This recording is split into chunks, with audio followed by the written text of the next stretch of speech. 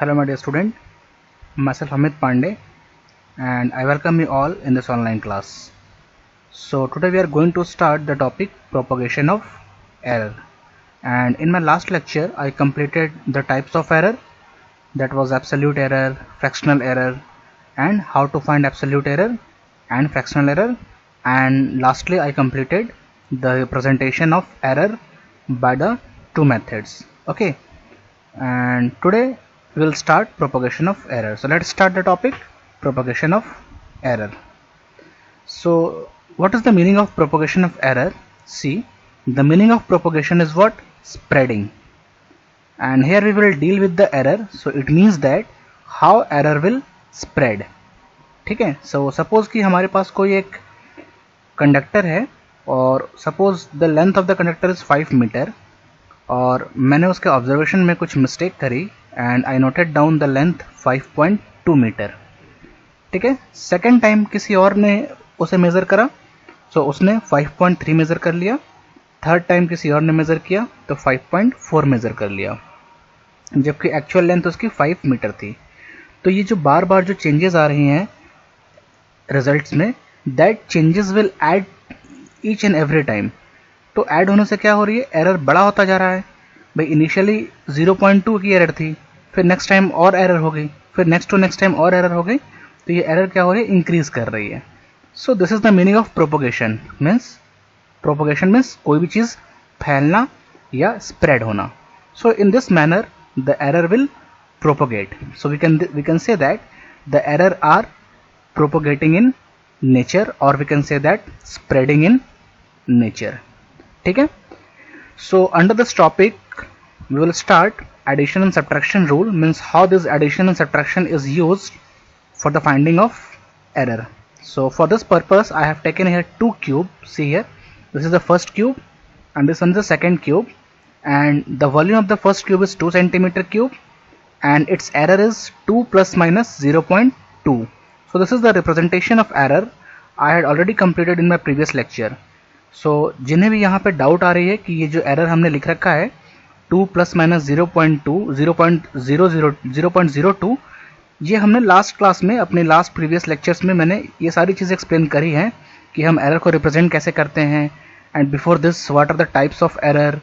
सो ये सारी चीज़ें आप पहले एक बार पढ़ो, उसके बाद इस लेक्चर को अटेंड करना, अदरवाइज कन्फ्यूजन रहेगा दिमाग में, चीज़ें समझ में नहीं आएंगी. तो देखो, सबसे पहले यहाँ तक इस चीज़ दिमाग में डाल लो कि हम जब भी एरर को रिप्रेजेंट करेंगे इसी फॉर्म में रिप्रेजेंट करेंगे. ये जो 2 लिख रखा है, ये 2 क्या है? ये एब्सोल्यूट वैल्यू है और मीन वैल्यू होती है, और प्लस माइनस के बाद में जो मैंने लिख रखा है that is mean absolute value. ठीक है, मीन्स एक्स बार, और ये हुई डेल्टा एक्स बार. क्लियर है बातें? So its error is given for the first cube that is 2 plus minus 0.02.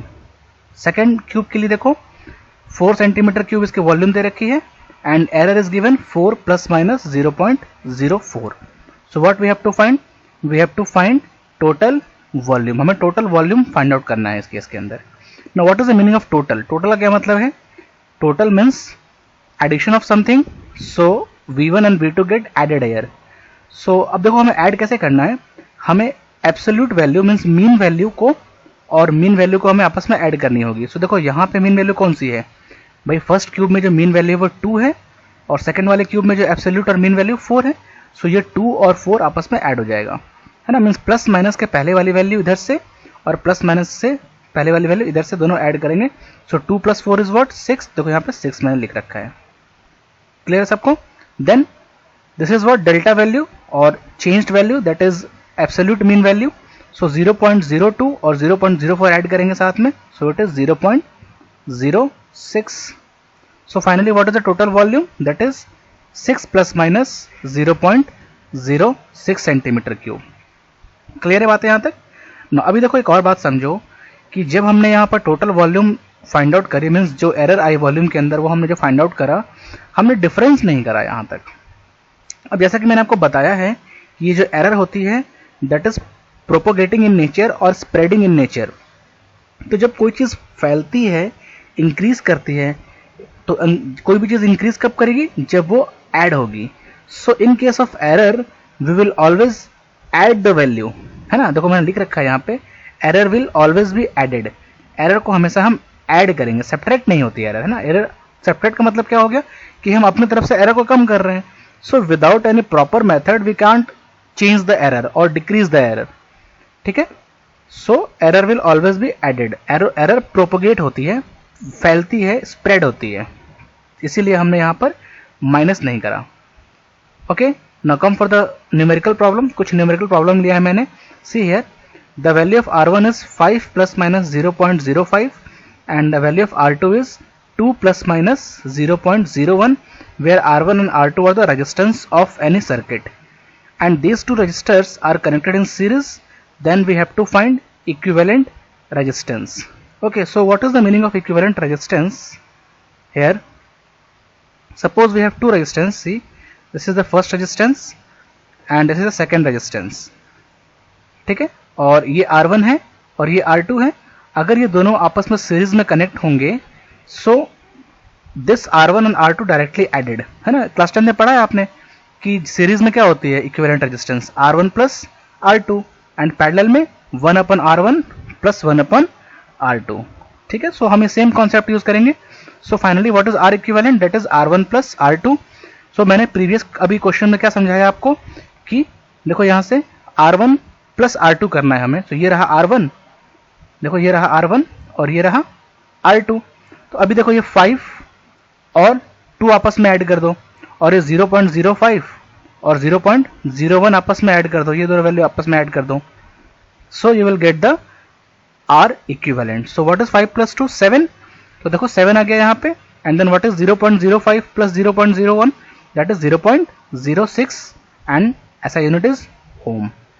So finally we get the R equivalent in case of series connection, ठीक है। अभी देखो यही चीज अगर पैरेलल में होती तो क्या होता, 1 अपन R1 प्लस 1 अपन R2, फिर आप R1 R2 का एलसीएम लेते तो कहीं ना कहीं हम बात कर रहे हैं मल्टीप्लिकेशन की। अभी तक हमने जो बात करा था वो कोई भी दो क्वांटिटी या फिर दो वेरिएबल अगर आपस में प्लस में होंगे तो हम इक्विवेलेंट वैल्यू कैसे निकालेंगे, ठीक है। अब देखिए मल्टीप्लिकेशन की बात करते हैं कि जब कोई भी दो फिजिकल क्वांटिटी या फिर दो कोई भी वेरिएबल आपस में मल्टीप्लाइड फॉर्म में होंगे, सो हम फाइनली एरर कैसे निकालेंगे। अब जैसे मानो कि हमारे पास एक क्वाड्रिलेटरल है and the length of quadrilateral is L and the breadth of quadrilateral is B। समझो पहले अच्छे से क्या मैं प्रॉब्लम ले रहा हूं। पहले मैं प्रॉब्लम लूंगा और फिर मैं इस प्रॉब्लम को सॉल्व करूंगा यूजिंग सम फॉर्मूला। तो एक क्वाड्रिलेटरल है जिसकी लेंथ L है और ब्रेथ B है और उसकी एरिया क्या है, A है। सबको क्लियर बात है। अब देखो अब ऐसा कहा गया कि हमें एरिया फाइंड आउट करनी है, मीन्स हमें लेंथ इनटू ब्रेथ करना है। अब मैंने जब लेंथ को मेजर करा और जब मैंने ब्रेथ को मेजर करा, so there should be some error in the measurement in length and breadth. मतलब लेंथ और ब्रेथ में हमने मेजरमेंट करने के टाइम कुछ एरर कर दिया हमने, ठीक है। So when the length and breadth will changed और there should be some error in the measurement of length and breadth, then definitely there should be error in the area। भाई area तो change हो जाएगी जब length और breadth change होगा तो। So that change in the area और we can say that error in the area we have to find in this problem. सबको क्लियर है बात है। सो एक बार मैं क्वेश्चन रीड कर देता हूं। क्वेश्चन में क्या दिया हुआ है, see here, take any quantity, हमें कोई क्वांटिटी लेनी है, having area equal to length into breadth, ठीक है, and error in length L and B, means उसके लेंथ और ब्रेथ में एरर आ रही है। So find the area, error in area. So हमें एरिया में जो एरर आ रही है वो हमें फाइंड आउट करनी है, ठीक है। अब देखो area equal to length into breadth होती है, सो हमें क्या करना है, फ्रैक्शनल एरर लिखनी होती है। So what is fractional error, delta A upon A is the fractional error. अभी यहाँ भी सबको प्रॉब्लम आएगी जब तक आप प्रीवियस लेक्चर नहीं देखोगे, इसीलिए मैं कह रहा हूँ बार बार कि प्रीवियस लेक्चर देखो और समझ के आओ व्हाट इज फ्रैक्शनल एरर। मैंने वहाँ पे प्रीवियस लेक्चर में मैंने फ्रैक्शनल एरर एक्सप्लेन कर रखा है हर एक कॉन्सेप्ट के लिए। अभी समझ लो क्या होता है कि देखो डेल्टा A का मतलब क्या हो गया, जहां भी आप ये डेल्टा का साइन देखोगे it means that changed value, है ना, स्मॉल चेंज वैल्यू। डेल्टा का मतलब क्या होता है, small change. So small change in the measurement of area divided by actual area gives fractional error in area, है ना। चेंज्ड वैल्यू को आप एक्चुअल वैल्यू से डिवाइड करोगे तो हमेशा फ्रैक्शनल वैल्यू आती है, फ्रैक्शनल एरर आती है। तो आपको एरिया के लिए क्या लिखना है, डेल्टा A अपॉन A। अब देखो लेंथ और ब्रेथ आपस में मल्टीप्लाई में है, बट आपको क्या करनी है, लेंथ के लिए उसकी fractional value means delta L upon L लिखनी है और ब्रेथ के लिए उसकी fractional value delta B upon B लिखनी है और बीच में प्लस लगानी है हमें। ये सबके लिए काम सेम करना है आपको फॉर मल्टीप्लीकेशन केस। क्लियर है बातें? चलो देखते हैं एक और दो एग्जांपल। अब देखो मास क्या होता है, mass equals to volume into density. So mass के लिए m, डेंसिटी के लिए रो और वॉल्यूम के लिए हमने v कहा है। So what is the error in mass? देखो fractional error that is delta m upon m। Density के लिए देखो delta rho upon rho and volume के लिए डेल्टा v अपॉन v मैंने लिख दिया है और बीच में देखो मैंने प्लस लगा दिया है। So this is the representation of fractional error in mass. ठीक है, अगर मान लो रेशियो के फॉर्म में हो, same case delta z upon z, delta x upon x and delta y upon y। ठीक है, सबको क्लियर आ रही है, समझ में आ रही है? अगर नहीं समझ में आए तो कमेंट करो, I will take some other methods, other example लूंगा, कुछ अलग करेंगे आपके लिए, बट क्लियर जरूर करेंगे आपको। बट उसके लिए आपको एक बार कमेंट करना होगा कि इस चीजें समझ में आ रही है या नहीं आ रही है। ठीक है, अब देखो मैंने 3 वेरिएबल ले लिया है। Suppose if p is equals to a into B into C. So कैसे करेंगे? सेम कॉन्सेप्ट है भाई, 3 हो या 2 हो या 5 हो, कॉन्सेप्ट सेम रखनी है आपको। So it is delta p upon p is equals to delta a upon a plus delta b upon b plus delta c upon c। ठीक है, चलो now come for the division method. अगर मान लीजिए कि कोई दो नंबर डिवाइड हो रही है आपस में, सपोज y एक नंबर है and a and b are the numerator and denominator respectively. ठीक है, so suppose if there should be change in the numerator and denominator then definitely the number get change. भाई अगर numerator denominator हम change करेंगे तो number change हो जाएगी। ठीक है, सो हमें निकालना है कि what is the fractional error in change number और y। ठीक है, सो y इक्वल्स टू क्या हो गया, डेल्टा y अपन y फ्रैक्शनल एरर। अभी यहाँ पे देखो b डिवाइड में है, ऐसा नहीं करना हमें कि b को ऊपर लेके चले जाना है और फिर सॉल्व करनी है, कोई टेंशन नहीं है। अगर मल्टीप्लाई में हो या डिवाइड में हो, कॉन्सेप्ट सेम रखनी है। a के लिए लिख लो फ्रैक्शनल एरर, b के लिए लिख लो फ्रैक्शनल एरर और प्लस लगा दो, है ना। सेम कॉन्सेप्ट रखनी है, मल्टीप्लाई के लिए भी सेम, डिवीजन के लिए भी सेम। ठीक है, now come for some more example. देखो यहाँ पे volume equals to length into breadth. अभी मैंने 3 वेरिएबल के लिए आपको देखो यहाँ पे एक्सप्लेन करी थी, ये रहा 3 के लिए। सेम यही चीजें मैं यहाँ भी दोबारा एक्सप्लेन करने जा रहा हूँ। So delta v upon v, length के लिए delta l upon l, breadth के लिए delta b upon b and height के लिए delta h upon h। Clear है? चलो एक क्वेश्चन देखते हैं जिसमें मल्टीप्लाई भी होगी और डिवाइड भी होगी, तीनों रहेगा इसके अंदर। सो z c है, देखो z इक्वल्स टू क्या है, ab अपॉन c। देखो z के लिए क्या होगी, डेल्टा z अपॉन z।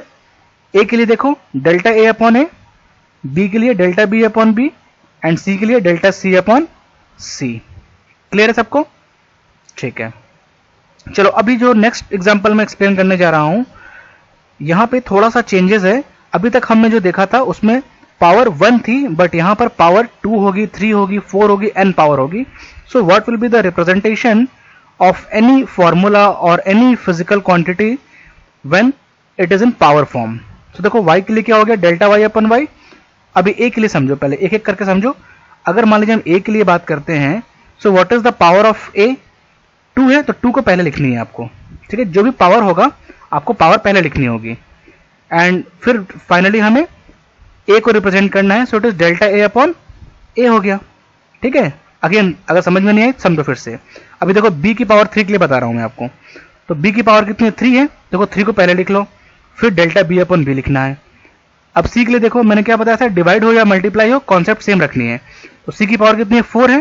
देखो 4 पहले लिख लो, then delta c upon c। सबको क्लियर है बातें? ठीक है, चलो एक और करके देखते हैं। If p is equals to m cube n square upon q square, तो क्या होगा, देखो p के लिए क्या लिखेंगे, delta p upon p, then m cube के लिए 3 पहले, सो 3 फिर then delta m upon m। n square के लिए देखो n की पावर 2 है, सो 2 पहले फिर delta n upon n। Then q square के लिए 2 पहले और डेल्टा q अपॉन q। ठीक है, सो आई होप आपको समझ में आ गई होगी चीजें कि अगर कोई भी फिजिकल क्वांटिटी की जो फॉर्मूला है वो पावर के फॉर्म में होगी with respect to other physical quantity, तो हम उसके फ्रैक्शनल एरर कैसे रिप्रेजेंट करेंगे। ठीक है, चलिए कुछ बात करते हैं एनसीईआरटी से। देखो एनसीईआरटी के बुक में आपको कुछ ऐसा लिखा मिलेगा, ये फॉर्मूला के फॉर्म में, एक्चुअली इसे फॉर्मूला कहा जाता है एनसीईआरटी के बुक में। If y is equals to a to the power m b to the power n divided by c to the power p। So same देखो यहाँ पे y के लिए डेल्टा y अपन y, अब यहाँ देखो a की पावर m है तो m मैंने पहले लिख लिया, then delta a upon a। b की पावर n है तो n मैंने पहले लिख लिया, then delta b upon b। और c की पावर कितनी p है तो p मैंने पहले लिख लिया, फिर डेल्टा c अपॉन c हो गई। सो अभी ये फॉर्मूला के फॉर्म में पढ़ लो या सीख लो कैसे लिखनी है, कहानी सेम है, ठीक है। चलो कुछ न्यूमेरिकल करते हैं अब। Now see here, length is equals to +4 ± 0.4 metre and breadth equals to 2 ± 0.02 metre, है ना। कोई एक क्वाड्रिलेटरल मान लो जिसकी लेंथ और ब्रेथ दी हुई है एरर के फॉर्म में, एंड क्या फाइंड करना है, find error in area, area में कितनी एरर आ रही है इन प्रॉपर लिमिट्स। अब देखो यहाँ पे एक बात कहा है कि हमें एरिया तो फाइंड करनी ही है एरर के फॉर्म में, बट प्रॉपर लिमिट्स में फाइंड आउट करनी है। तो अब ये प्रॉपर लिमिट्स क्या आ गई, नई चीजें, भाई कुछ भी नई चीजें नहीं है। मैंने प्रीवियस क्लास में आपको दो मेथड बताया है, एक तो x बार प्लस माइनस डेल्टा x बार के फॉर्म में रिप्रेजेंटेशन, और दूसरा x बार प्लस माइनस फ्रैक्शनल एरर के फॉर्म में। तो ये दोनों पढ़ लो पहले, तो यहाँ पे चीजें समझ में आ जाएगी व्हाट इज प्रॉपर लिमिट्स। तो यहाँ पर जो हमें रिप्रेजेंट करनी है वो x बार प्लस माइनस डेल्टा x बार के फॉर्म में रिप्रेजेंट करनी है, ठीक है। चलो समझते हैं कैसे करनी है। अब देखो सबसे पहले लेंथ और ब्रेथ दी हुई है तो एरिया निकाल लो। एरिया क्या होती है, लेंथ इंटू ब्रेथ। तो देखो 4 और 2 को आपस में मल्टीप्लाई करोगे तो एरिया निकल के आ जाएगी। एक्चुअल वैल्यू 4 और 2 है, भाई ए निकाल रहे हो तो ए के लिए एक्चुअल वैल्यू लोगे, डेल्टा ए तो निकाल नहीं रहे हो, तो 4 इंटू 2 कितनी आ गई, 8 आ गई। So the value of A is 8 metre square, ठीक है। अभी सबको लिखना आता है, अगर area equals to length into breadth है तो इसको रिप्रेजेंट कैसे करेंगे फ्रैक्शन के फॉर्म में, delta A upon A, then delta L upon L, then delta B upon B. अभी मैंने सिखाया सबको ये चीजें।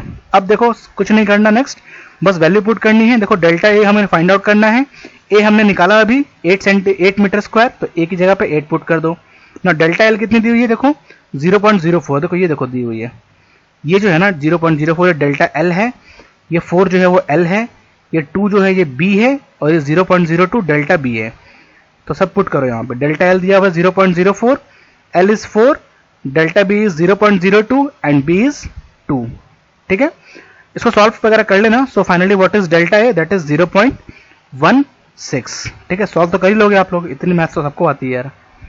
सो what is it's proper limit representation, that is a plus minus delta a। So a is 8 and delta a is 0.16, so 8 plus minus 0.16 is the error in area। मतलब क्या हुआ इसका कि 8 में 0.16 ऐड भी हो सकती है या फिर 8 में 0.16 माइनस भी हो सकती है। सबको ठीक है, क्लियर है। चलो एक और क्वेश्चन देखते हैं। A piece of material x, कोई मटेरियल है उसकी पीसेस को x कहा गया है, is given to us having mass 40 gram. देखो मास दे रखा है 40 gram with error of 0.4 gram, error 0.4 gram दे रखा है, and its volume is 10 centimetre cube, volume भी दे रखा है, एंड एरर लिमिट्स दे रखी है 1 सेंटीमीटर क्यूब। हमें डेंसिटी निकालना है। तो अभी देखो डेंसिटी का प्रॉब्लम जब भी आता है बच्चे पता नहीं क्यों घबरा जाते हैं कि यार डेंसिटी वाले क्वेश्चंस, आपने माइंड सेट कर लिया कि डेंसिटी वाले क्वेश्चंस बहुत टफ होते हैं। नहीं करना, देखो सिंपल सा कॉन्सेप्ट है। डेंसिटी इक्वल्स टू क्या होती है, मास अपॉन वॉल्यूम। मास 40 दे रखा है और वॉल्यूम 10 दे रखा है क्वेश्चन के अंदर। So finally what is density, 4 gram per centimetre cube आ गई, ठीक है। Now then density equals to क्या होगी, मास अपॉन वॉल्यूम फॉर्मूला। अभी इसको लिखना सबको आता है। डेंसिटी के लिए क्या हो जाएगा, डेल्टा रो अपॉन रो, मास के लिए डेल्टा एम अपॉन एम, ये डिवाइड वाला कॉन्सेप्ट है। फिर डेल्टा वी अपॉन वी, अभी वैल्यू वगैरह पुट करो। सो डेल्टा रो हमें निकालना है, रो दे रखा है 4, देखो अभी हमने फाइंड किया रो। देन डेल्टा एम 0.4 क्वेश्चन में गिवन है, एम 4 क्वेश्चन में गिवन है, डेल्टा वी भी गिवन है 1, अरे लिमिट्स दिया हुआ है ना 1, हाँ, और वी 10। सो उसको सॉल्व करो। So finally what is delta P, और sorry what is delta rho, that is 1.6। अच्छा इसको रिप्रेजेंट कैसे करोगे, rho plus minus delta rho. So what is rho, that is 4, and plus minus delta rho, that is 1.6। तो क्या आ गया answer हमारा, 4 plus minus 1.6 ग्राम per centimetre cube. सबको clear है क्वेश्चन, ठीक है। अगर फिर भी कहीं प्रॉब्लम है तो please comment me in the comment section, so that I will change some methods of explanation और change some steps, question change करूंगा, कुछ अलग क्वेश्चन दिखाऊंगा आपको, so that it will be clear for you। Now see here, कुछ questions मैंने आपको homework के लिए दिया है। This is the last questions of the lecture here।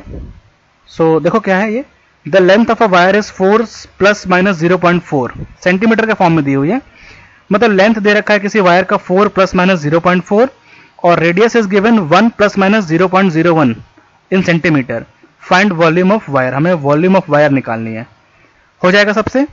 So just take this question as a homework और please whatever the answer will come, please comment में in the comment section. आपके जो भी answer आ रहे हैं सही है या गलत है वो एक बार कमेंट करें, सो दैट मुझे पता चलेगा कि यस आप सॉल्व कर रहे हो क्वेश्चंस को और आप प्रॉपर रिस्पॉन्स दे रहे हो। ठीक है, सो बस आज के लिए इतना ही, and in next lecture I will start the concept of significant figure, कैसे हम सिग्निफिकेंट फिगर्स वगैरह फाइंड आउट करते हैं। Okay students, so best of luck and please try this question. Thank you and have a nice day.